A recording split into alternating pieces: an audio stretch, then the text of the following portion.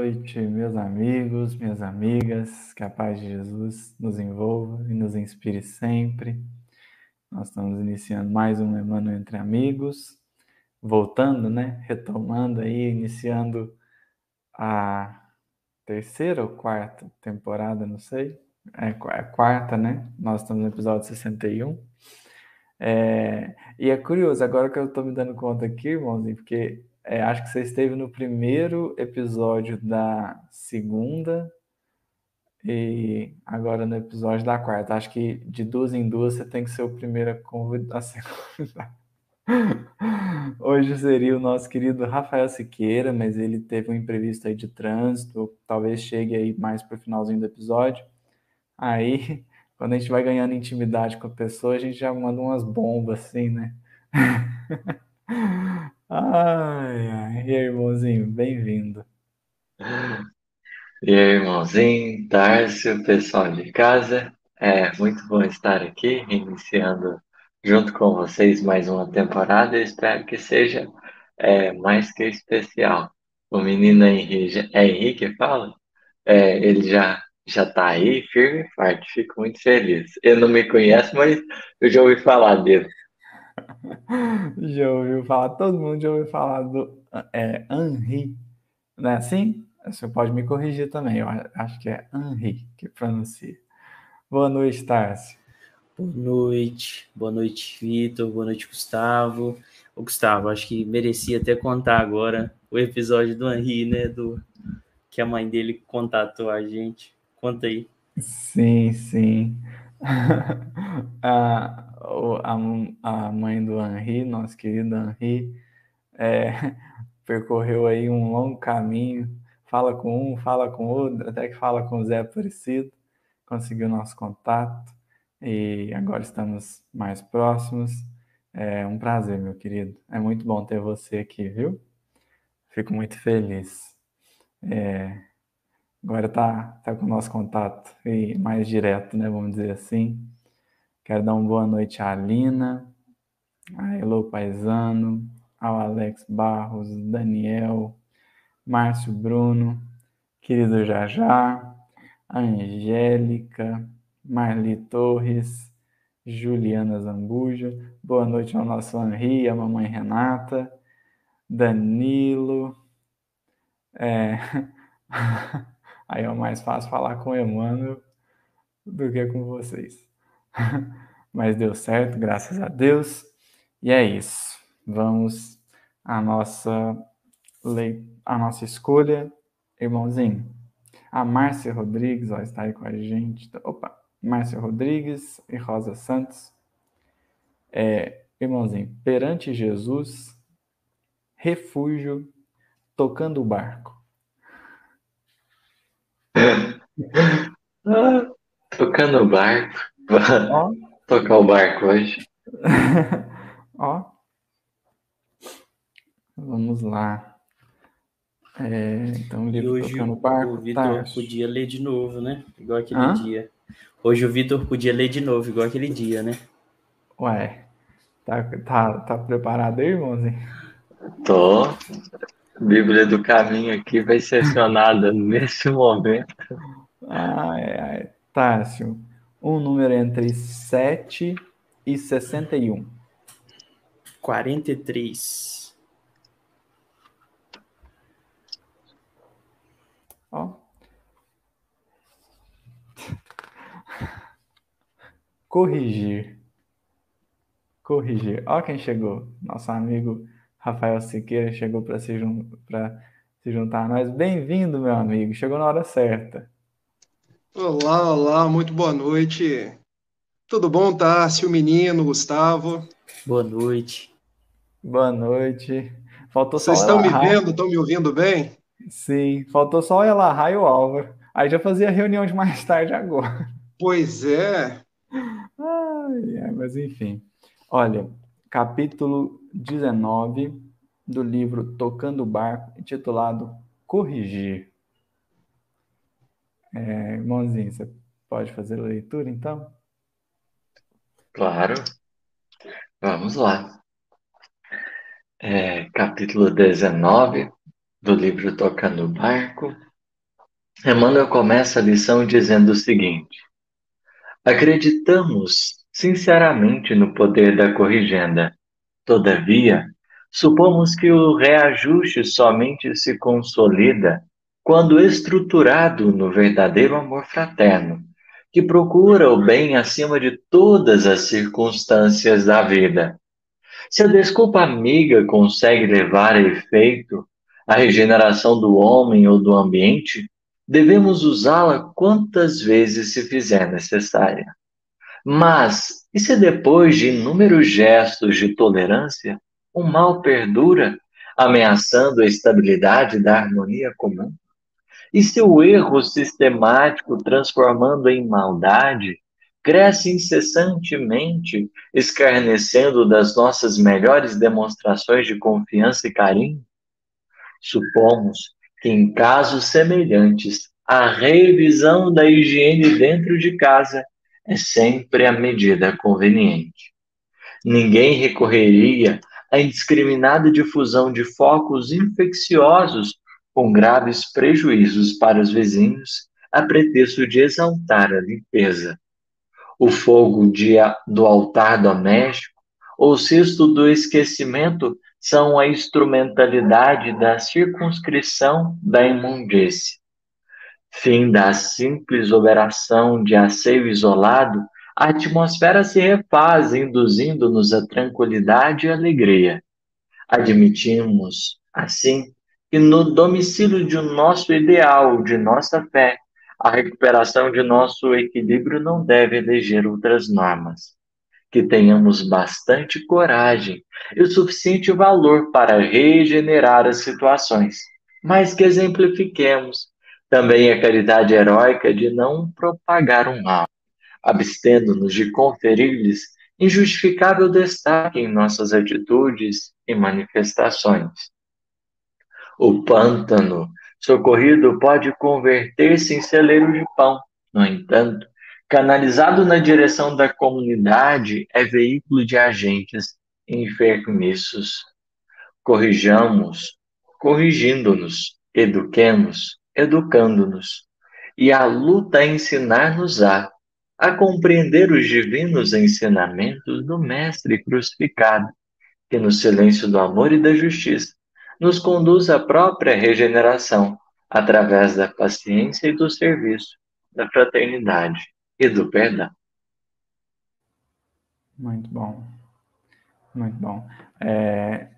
É muito interessante ver a coerência de Emmanuel ao longo das mensagens, assim, porque existe uma mensagem, não vou me lembrar, que acho capítulo 65, 66 do Livro da Esperança, em que ele vai falar que a melhor forma de divulgação espírita é pelo exemplo. E sendo pelo exemplo, quando eu quero falar sobre algo, é muito bom que eu já faça aquele algo, porque se aquele algo é verdadeiramente bom, por que eu não aplico para mim? Assim, se ele é bom mesmo, eu aplicaria para mim também, né? Então, antes de falar de alguma coisa, seria muito bom que eu a fizesse. E aqui no finalzinho da mensagem, ele dá o tom da correção. Como corrigir alguém? Corrigindo-se. Porque se a correção que eu quero aplicar ao outro é tão boa assim, por que não aplicá-la a mim primeiro? Por que não ser o primeiro beneficiado dessa correção? E, corrigindo-me pela minha vivência natural e espontânea, também ajudarei o outro a se corrigir, porque as minhas ações, as minhas palavras, embaladas no sentimento da vivência, têm força, têm mais força. De forma que, quando eu falo para alguém, arrume a cama, arrume sua cama, é muito bom que eu já arrume a minha primeiro, para que a minha palavra encontre no exemplo a força necessária para de fato atingir aquele coração, para que a minha orientação de fato tenha algum sentido. Então é por isso que me chama a atenção esse finalzinho, né? Corrijamos corrigindo-nos. Se eu quero que alguém faça algo, eu sou convidado a primeiro executar esse algo, para depois pedir. Assim é, por exemplo, e aqui Emmanuel fala de Jesus, traz Jesus como sempre, mas traz o Jesus crucificado, porque Jesus não me mandou para a cruz antes dele mesmo ir. Porque ele diz, aquele que quiser vir após mim, tome a sua cruz, negue-se a si mesmo e me siga. Ou seja, ele tomou a cruz primeiro. Para pedir que eu fizesse algo, ele fez primeiro. Para pedir que eu ame, ele me amou primeiro. Para pedir que eu cresça, ele cresceu primeiro. Para pedir que eu vá para a cruz, ele foi para a cruz primeiro. Então, esse é o método do Cristo. Esse é o método do Cristo. Antes de corrigir o outro, antes de indicar ao outro, antes de julgar, antes de, vamos dizer assim, direcionar o outro, fazer a si mesmo.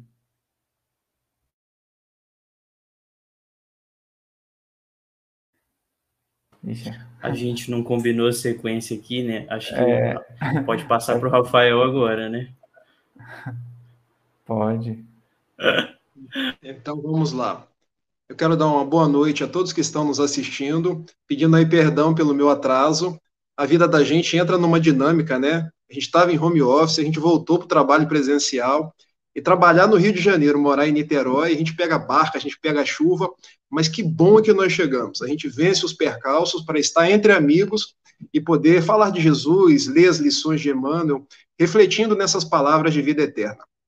Quando você abre essa lição hoje aí, o menino leu para a gente, me fez lembrar, fazendo uma ponte, Emmanuel Gandhi, quando Mohandas Karamchand Gandhi nos diz, seja você a mudança que quer ver no mundo, ou sejamos nós a mudança que queremos fazer nas outras pessoas. Porque toda mudança começa em nós mesmos, mas invariavelmente a gente gosta de mudar a outra pessoa. Nós gostamos de apontar o dedo em rixe, a gente tem sempre algo a reparar no comportamento das outras pessoas. E me marcou muito uma palestra que o Haroldo fez já há algum tempo, mas por se valer de uma palavra da psicologia, que é o coach, ele disse que nós, os cristãos, os espíritas, muitas vezes nos tornamos coach, os espíritas coach, porque a gente quer corrigir a outra pessoa. Então, veja, eu me torno coach da minha mãe, eu me torno coach da minha esposa, eu me torno coach do companheiro da casa espírita, porque a lição nunca é para mim. Eu vou fazer o culto do evangelho no lar, eu abro a página, Emmanuel, a paciência. Já perceberam como é que a gente faz? Meu bem, essa lição é para você. Você precisa ser mais paciente comigo. Mas, ora bolas, quem abriu a página fui eu. O benfeitor endereçou para mim. Então, eu é que preciso ser mais paciente. Eu é que preciso ser o modelo da paciência até para inspirar as outras pessoas a serem mais pacientes. Usualmente, a gente vai numa palestra, vai assistir o menino. E a gente escuta ele falando, caramba, a mamãe devia estar aqui hoje, porque hoje ele falou para a mamãe.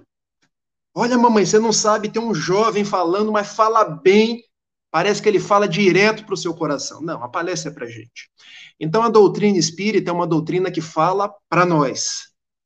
Antes de corrigir a outra pessoa, e aí entra a profundidade das palavras de Emmanuel, corrijamos a nós mesmos. Antes de querer educar as outras pessoas, porque cada um tem o seu tempo, cada um tem a sua forma de ver o mundo, que nós possamos educar a nós mesmos. E de Emmanuel, a gente pode volver ao próprio Evangelho segundo o Espiritismo.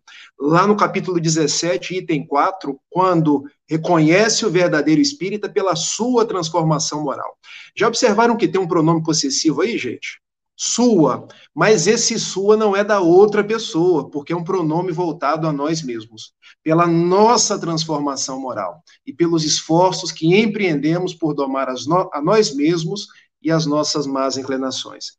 Então, eu acho que Emmanuel tem esse poder de falar a nossa alma, de nos traçar esse roteiro para que a gente possa, em nos melhorando, em trabalhando no bem, servir de exemplo para as outras pessoas e encontrarmos Jesus. Deixa eu dar espaço aí para os outros amigos, né? Vou lá, então, que aí o Vitor fica para o final. Me chamou muita atenção essa frase aqui, em que Emmanuel diz: ninguém recorreria à indiscriminada difusão de focos infecciosos com graves prejuízos para os vizinhos, a pretexto de exaltar a limpeza. Então, imagine a pessoa, né, que fizesse exposição ali da própria sujeira, da sujeira da própria casa, e aí divulgasse para todo mundo, fosse distribuindo sujeira para os vizinhos, dizendo, olha o tanto que é importante a limpeza, olha aqui a sujeira, o tanto que é feio, né? O tanto que... Já pensaram nisso? E aí a gente transporta esse ensinamento tanto para as causas morais e para as causas sociais. Ixi, o Rafael parece que caiu. Deve voltar, né? Mas a gente transporta essa lógica para as causas sociais e morais, porque é muito comum nós observarmos o erro do outro e repreendê-lo, recriminá-lo. Kardec mesmo pergunta para São Luís se seria o direito de alguém repreender o outro, se seria justo, lá naquele capítulo de Bem-aventurados os misericordiosos do Evangelho segundo o Espiritismo. E aí ele diz que, às vezes, a censura ela se constitui até como um dever. Só que a censura feita ao outro, ela deve primeiramente ser dirigida a si próprio, a si mesmo. Então há uma cobrança. Repreender o outro, observar os erros do outro, é como se fosse um espelho também. E se nós estivéssemos naquela situação? É o que a tolerância nos pede para refletir. E se nós estivéssemos no poder político, se tivéssemos com as riquezas, se elas nos pertencessem, essas situações que observamos no outro, em que está sendo objeto de reprimenda, como agiríamos? Será que nós seríamos cautelosos, zelosos com essa situação? E aí eu me lembro até daquela história da Condessa do Céu e Inferno, que uma condessa muito rica, muito nobre, e que era também praticava caridade e que tinha ali todas as qualidades morais do homem de bem, né, da perfeição moral. Mas ela diz, ela adverte as pessoas, elas dizem para que as pessoas não peçam essa condição de riqueza tão cedo, de forma tão prematura, porque é uma prova muito difícil de lidar. É um arrastamento muito forte às tentações, às más inclinações. Então, às vezes, eu penso que, imaginem se mudasse, assim, pequenos fatores da nossa vida. Se a gente tivesse vindo numa família um pouco mais rica, um pouco mais, né, a beleza, ou tivéssemos muito mais qualidades na oratória, fôssemos aqueles oradores assim que atraíssem todo mundo. Imaginem como nós nos comportaríamos diante dessa situação, atraindo mais pessoas, as pessoas às vezes elogiando. Como seria o nosso orgulho diante da riqueza? Como seria? Será que seríamos egoístas? Então, às vezes muda um pouquinho na encarnação e a encarnação se perde. É por isso que nós temos que bem dizer, né? Mesmo os obstáculos da vida, mesmo as dificuldades, porque talvez são elas aqueles agentes que nos regulam, que, como Emmanuel diz, né, que circunscrevem ali, que protegem essa sujeira para que o ambiente continue limpo.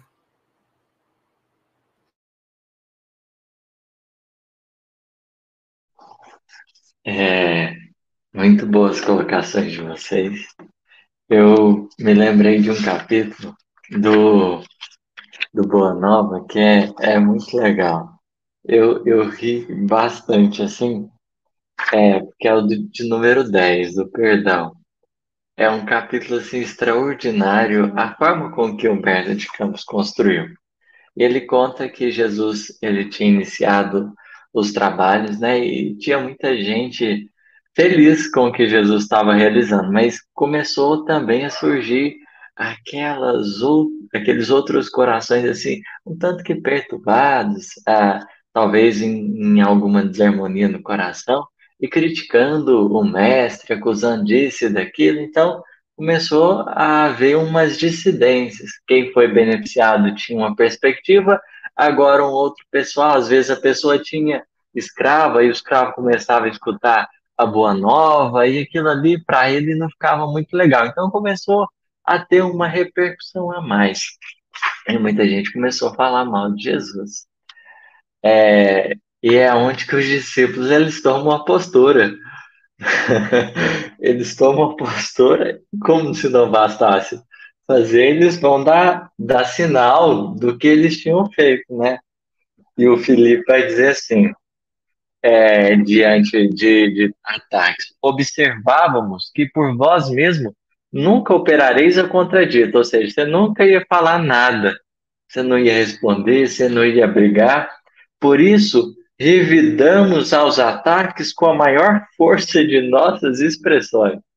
Aquelas crianças ali ternas, de certa forma satisfeitas, porque Humberto de Campos ele dá, né, a percepção para a gente do que se passava no mundo interior de Filipe, por exemplo. Segundo ele, Filipe estava convicto de haver prestado excelente serviço ao mestre bem-amado. Então, a perspectiva de correção deles estava totalmente calcada nessa visão que o Rafael trouxe, né, aí também, de pensar naquilo que os outros, de certa forma, deveriam estar fazendo, deveriam estar realizando.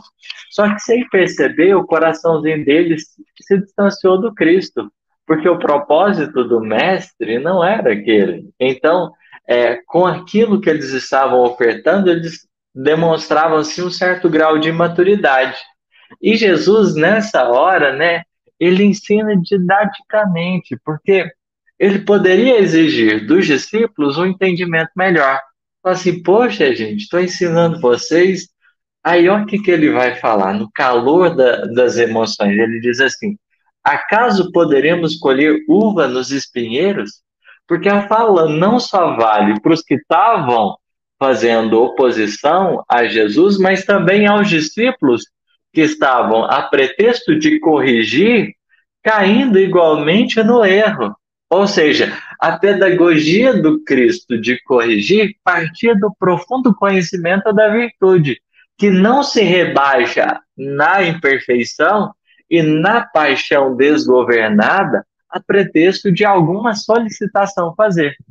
É por isso que Emmanuel começa a mensagem, né, dizendo acerca da desculpa. É, é, ele começa dizendo assim, acreditamos sinceramente no poder da corrigenda. E a gente coloca isso, essa corrigenda acontecendo no clima do verdadeiro amor fraterno. Só que é preciso convir que não só a compreensão e a tolerância devem existir, mas igualmente a capacidade de transformação que nos é suscitada para que a gente não fique simplesmente, não, tudo bem, e não mude nada, mas a gente precisa entoar esse cântico da transformação. Mas como que acontece isso? Como que acontece isso? É justamente melhorando cada dia a nossa intimidade. Porque a gente sai da desculpa, do pedir perdão, e a gente ingressa já numa ação definitiva e verdadeira, para que as coisas não fiquem assim aparentes, porque a gente desculpa daqui, desculpa dali, mas aí, conforme ele fala do pântano, a gente simplesmente às vezes vai estar deixando o recurso ainda sujo. Eu peço desculpa, evito ali o ódio, mas aquilo que me faz cair, que me faz errar, precisa de atenção, precisa de um olhar mais atento. E nesse sentido, se eu não corrijo, eu estou canalizando o pântano em direção à comunidade. Ou seja, eu peço desculpa, mas as fontes do que eu vou ter para ofertar continuam as mesmas. E nesse particular, né, quando você trata as fontes do coração, elas podem servir melhor. E é nessa hora que a gente tem condição de fazer mais bonito. Meu amigo Rafael, gostaria de te ouvir mais um pouco. Você gostaria de comentar algo? Gostaria de agradecer a oportunidade de estar aqui com vocês. E eu me recordo de uma frase do Chico Xavier, quando ele dizia, e Chico dizia que ele não sabia quando era ele e quando era o Emmanuel. E a gente se dá conta de que, na maioria das vezes, eram os dois ao mesmo tempo, porque era o perfeito encaixe da luva na mão. Ao outro, eu dou o direito de ser como é. A mim mesmo, eu procuro ser cada vez melhor, porque essa é a nossa proposta no mundo. Nós estamos no mundo para ser a cada dia a nossa melhor expressão. E quando a gente começa a beber dessas águas lustrais do Evangelho de Jesus, a gente vai se tornando uma pessoa melhor, porque o Evangelho tem esse poder de nos renovar. E em nos renovando, a gente passa a agir como melhor cidadão, como melhor estudante, como melhor trabalhador da casa espírita, sempre procurando modificar a mim mesmo, entendendo que a outra pessoa, ela está no seu melhor tempo, de acordo com as suas proposições para a vida, e aí a gente vai entendendo algo que talvez esteja faltando muito na nossa sociedade hoje, que se chama tolerância, respeito, entendimento, porque eu vejo que hoje a gente constrói muitos muros, quando nós deveríamos estar construindo pontes, pontes de fraternidade, pontes que nos levassem uns aos outros. Porque Emmanuel vem nos trazer, num sentido mais profundo, a revivescência do Evangelho de Jesus. Quando Jesus nos fala lá em João, capítulo 13, versículo 35, de que os seus discípulos seriam conhecidos por muitos se amarem. Agora, quando eu estou sempre corrigindo as outras pessoas, sou aquela pessoa bruta, aquela pessoa que tem sempre algo a dizer, eu não estou amando, eu estou julgando, eu estou apontando o dedo em riste. Então, que eu passe a valorizar o outro por aquilo que ele é. E se eu quero, de fato, ser alguém que contribua para o outro, que eu seja um melhor pai, que eu seja um melhor filho, que eu seja um melhor chefe lá na agremiação onde eu trabalho, que eu seja um melhor trabalhador, que eu seja um melhor membro da casa espírita, e aí eu vejo que a gente vai fazer o nosso contributo. Eu me recordo de Francisco de Assis, talvez aí no findar da sua trajetória terrena, quando ele falava para os frades franciscanos, vá e preguem o evangelho, se necessário usem palavras. Então esse é o momento da gente agir mais, falar menos. Tentar corrigir menos a outra pessoa para amar mais e procurar ser a cada dia o melhor que nós pudermos, batalhar mais no bem, porque aí a gente vai, de fato, contribuir para um mundo melhor. É isso mesmo, muito bom. O Jajá colocou uma frasezinha aqui, peguei a referência, viu, Jajá? A mensagem, se não me engano, né? Como está entre aspas, se não me engano, a mensagem é a indulgência do Evangelho, né? O rigor afasta, desanima e irrita. É isso, né? Nós somos convocados à prática da indulgência, a uma severidade benevolente para conosco mesmo e a indulgência pura e simples para com o outro, né? E aí, Tássio? Nada a declarar. Sensacional, né? Muito bom, né? Irmãozinho, quer apontar mais alguma coisa? Nosso tempo está quase no finzinho. Mas nosso convidado, pode tudo. Pois é, o Rafael, então deixa a terceira rodada para ele. Não, é só um ponto, né? Você falou da questão 886 aí, intrinsecamente, né, ao seu comentário, mas é porque nela é curioso. A caridade, como entendia Jesus, a benevolência, indulgência e perdão. Mas os espíritos poderiam só dizer isso, mas eles, com o que eles escrevem depois de cada palavra, eles estão dando um norte. Então, benevolência para com todos, inclusive para comigo mesmo. Faço bem, tenho a disposição de ajudar todo mundo, inclusive eu mesmo, tem que estar incluído. A indulgência é para com as imperfeições alheias, porque eu não vou, eu não posso me incluir nesse olhar desapercebido. Porque como o meu foco não é ser juiz da casa de ninguém, então eu não vou esmiuçar, eu vou procurar detalhes, eu vou procurar ter atenção ao meu mundo interior. Então, em relação aos outros, e aí o Rafael trouxe o Chico lindamente, né? Dou o direito de ser como desejam ser, porque faz parte da indulgência, que é esse compromisso que a gente assume fundamentalmente com o coração de ser juiz da nossa causa, dos nossos erros e falhas, dos nossos acertos e conquistas. Mas em relação aos outros, e essa é a principal mensagem da indulgência, né? Mas em relação ao perdão, então, benevolência para com todos, inclusive para comigo, indulgência para com os outros, para com as imperfeições dos outros, agora o perdão das ofensas, incluindo as minhas próprias, porque a gente vai precisar dessa medida de compaixão igualmente para conosco mesmo. Mas não significa a gente se isentar de nada, mas cultivar essa responsabilidade profunda daquilo que a gente tem que fazer, porque da nossa história a gente tem que assumir o protagonismo e nos corrigir, ser melhor a cada dia e fazer o possível para construir melhor a nossa caminhada. Isso depende de nós. Muito bom, irmãozinho. Gente, o nosso tempo se esgotou. Acho que a gente precisa marcar uma outra dessa com 1 hora de episódio. Assim já fica aqui, né? O bom de fazer convite ao vivo é que a pessoa fica um pouco mais constrangida de recusar.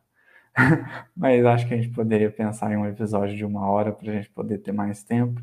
E ter tempo para passar nos comentários. A gente teve uma participação tão bacana hoje, tão bacana. Mas tem uma pergunta, irmãozinho, para ser respondida. Você é de onde, irmãozinho? Eu? Uai, o Vitor Hugo é de Carmo do Paranaíba. Agora, meu espírito, eu não sei não. É de Carmo do Paranaíba, Minas Gerais. Só Pertinho de esse jeito dele Berlândia. responder o uai já diz, não diz não? Só, né? Muito bom, gente, muito bom mesmo. O pessoal está aí dando um retorno muito positivo. A gente agradece profundamente de todos. Estejam conosco. Estamos de volta, né, Tarso? Estamos de volta depois de 2 semanas paradas. Hoje precisava ser um episódio especial e foi, recebendo 2 pessoas muitíssimo queridas. Que Jesus possa nos abençoar, nos inspirar sempre. E até terça-feira que vem, se Deus quiser. Tchau, tchau.